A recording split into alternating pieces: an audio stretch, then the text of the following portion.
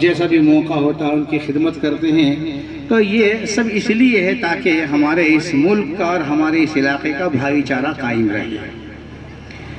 علاقے میں امن رہے گا تو سب محفوظ رہیں گے، اور بد امنی ہوگی تو سب کو تکلیف ہوگی. ایک گھر میں اگر ایک آدمی بیمار ہے تو سارے آدمیوں کو پریشانی ہوتی ہے. ایسے ہی اگر ہمارے شہر میں، ہمارے علاقے میں چند لوگ پریشان ہیں تو سمجھو ہم سب پریشان ہیں. اس لیے ہمارا فرض ہے، ہماری ذمہ داری ہے کہ ہم سب مل کر، بغیر یہ دیکھے کہ ہم کس مذہب کے ہیں، کس ذاتی کے ہیں، ہم سیوا اور خدمت کو اپنا مشن بنائیں. جمعیت علماء نے بھارت اسکاؤٹ اینڈ گائیڈ سے سمجھوتا کر کے جمعیت یوتھ کلب قائم کیا ہے. اس کا مقصد بھی یہی ہے کہ نوجوانوں کو تربیت دی جائے، ٹریننگ دی جائے کہ خدمت کیسے ہوتی ہے. آپدہ آئے تو خدمت کیسے ہو سکتی ہے. اگر راستے میں کسی کا ایکسیڈنٹ ہو گیا تو ہم اس کی فی الوقت کیسے مدد کر سکتی، اسٹریچر کیسے بنایا جا سکتا ہے. اگر ہمارے پاس کوئی سادھن نہیں ہے تو ہم اس کو لے کے کیسے جا سکتے ہیں. یہ ساری چیزیں ہیں جمعیت یوتھ طلب کے جو پروگرام ہوتے ہیں ان میں بچوں کو سکھائے جاتے ہیں. تو غرض یہ کہ انسانیت کی خدمت یہ جمعیت علماء کا مشن ہے. میرے بھائی اور بزرگوں، ہم چاہے الگ الگ مذہبوں سے تعلق رکھتے ہوں، الگ الگ برادریوں سے تعلق رکھتے ہوں، لیکن دو چیزوں میں ہم سب ایک ہیں. ایک یہ کہ ہم انسان ہیں، اور دوسری یہ کہ ہم ہندوستانی ہیں.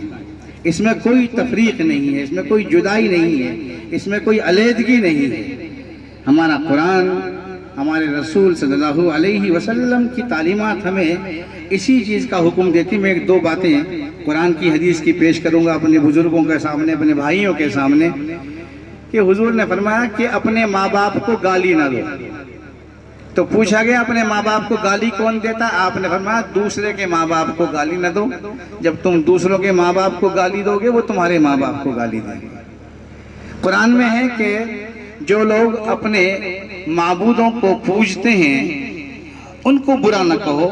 اگر تم ان کو برا کہو گے وہ تمہارے معبودوں کو برا کہیں گے. نتیجہ یہ ہے کہ دونوں ایک دوسرے کو برا کہیں گے اور اس سے نفرت پھیلے گی. یہ قرآن کی تعلیمات ہیں. قرآن کہتا ہے کہ ہم نے تمہیں سب کو ایک مرد ایک عورت سے پیدا کیا ہے، تم سب بھائی بھائی ہو. اللہ کے یہاں عزت اس کی ہے جو اس کی بات زیادہ ماننے والا ہے.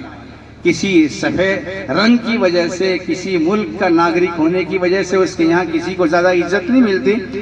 جو اس کی بات زیادہ مانتا ہے اس کے یہاں اس کو عزت ملتی ہے. تو میرے بھائی اور بزرگوں، یہ جنجانے میں یہ پروگرام ہوا ہے 57 مچ کا، اور یہ تو ہمارے ضلع کی تاریخ ہے کہ یہاں کبھی کوئی بڑا ایسا معاملہ نہیں ہوا ہے جس سے نفرتیں پھیلے. کیرانہ ہو، حالانکہ کیرانے کو بدنام کیا گیا ہے، لیکن کیرانے کی تاریخ میں اچھی باتیں بھی بہت ساری موجود ہیں، اور وہاں مل جل کر رہنے والی باتیں پائی جاتی ہیں. جنجانہ ہے، شاملی ہے، تھانہ بھون ہے، یہ سارے وہ جگہ ہیں جو تاریخی مقامات ہیں، تاریخی مقامات ہیں.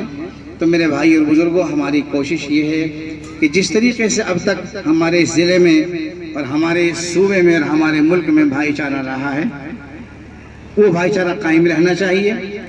ہماری جمعیت علماء کے جو صدر ہیں حضرت مولانا سید محمود مدنی، وہ مختلف پروگراموں میں ایک بات کہتے ہیں. ابھی بات آئی تھی کہ بھائی سمپن لوگ پاکستان چلے گئے تھے. وہ یہ بھی کہتے ہیں کہ ہندوستان میں جو لوگ رہے تھے وہ تو بالکل زیرو پہ تھے. آج ہمیں حوصلہ نہیں ہارنا چاہیے. ہم زیرو سے یہاں تک پہنچے، ہم زیرو سے یہاں تک پہنچے. یہاں رہے تھے وہ بالکل زیرو رہ گئے تھے. سمپن لوگ، پڑھے ہوئے لوگ، مالدار لوگ سب چلے گئے تھے پاکستان.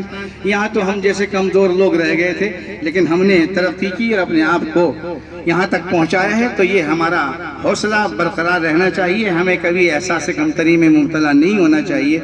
تو وہ ایک بات کہا کرتے ہیں کہ ہم ہندوستان میں جو مسلمان ہیں وہ بائی چانس یہاں کے شہری نہیں ہیں، ان اتفاق سے یہاں کے رہنے والے بن گئے ہوں، بلکہ ہم بائی چوائس ہندوستان کے شہری ہیں، ہندوستان کے باشندے ہیں. جس طرح اور لوگ جا رہے تھے ہم بھی جا سکتے تھے، ہمارے بڑے بھی جا سکتے تھے، لیکن ہمارے بڑوں نے تو یہی رہے. اسی مٹی سے ہم پیدا ہوئے ہیں، اسی مٹی میں ہم دفن ہوں گے. ہمیں تو یہیں رہنا ہے. تو میرے بھائیوں، جب ہمیں اور آپ کو یہیں رہنا ہے اور مل کر رہنا ہے تو پھر کسی قسم کی تفریق، آپس میں نفرتیں نہیں ہونی چاہیے. تہوار آئیں، مل کر بنائیں. سب کی اپنی اپنی مانیتا ہیں, اس سے کسی کو نہیں ہونی چاہیے, لیکن اس سب کے باوجود بھی ہم اکٹھے رہ سکتے ہیں, مل کر رہ سکتے ہیں, اپنے شہر کو امن کی جگہ بنا سکتے ہیں. جمعیت کے پروگراموں میں بہت سارے پروگرام ایسے ہیں جس میں سب کو فائدہ ہے. جیسے برسات کا موسم چل رہا ہے تو ہمیں پیڑ لگانے کو کہا گیا.